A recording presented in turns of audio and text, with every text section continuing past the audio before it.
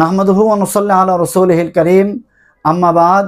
সম্মানিত দর্শক, কাছে এবং দূরে, দেশে এবং প্রবাসে যে যেখান থেকে দেখছি, আমাদের মাদ্রাসা ফাতিমাতুজ জাহরা রাদিয়াল্লাহু তাআলা আনহা এবং মারকাজুল ফুরকান ইন্টারন্যাশনাল মাদ্রাসা পূর্ব রসুলপুর ৮ নং রোড, রনি মার্কেটের পূর্ব দিকে, কামরাঙ্গীর চর, ঢাকা এর দাওয়াতি স্টুডিও থেকে। সম্মানিত দর্শক, আমাদের কাছে অনেকে জানতে চেয়েছেন যে কোনো আলেমকে গালি দেওয়া এটার দ্বারা কি ঈমান চলে যাবে কিনা। আসলে কোনো আলেমকে ইলমে দ্বীন শিখার কারণে, আলেম হওয়ার কারণে কেউ যদি গালি দেয়, তাহলে তার ঈমান চলে যাবে এবং সে কাফের হয়ে যাবে। এই ব্যক্তির জন্য জরুরি হলো দ্বিতীয়বার মুসলমান হয়ে যাওয়া এবং নতুন করে তার কালিমাকে পুনরাবৃত্তি করা। আর কোনো ব্যক্তি যদি ব্যক্তিগত কোনো স্বার্থের কারণে কোনো আলেমকে গালি দেয়, তাহলে তার ঈমান চলে যাবে না। তবে মনে রাখতে হবে, কোনো মুসলমানকে গালি দেওয়া এটা কবিরা গুনাহ এবং বড় গুনাহ।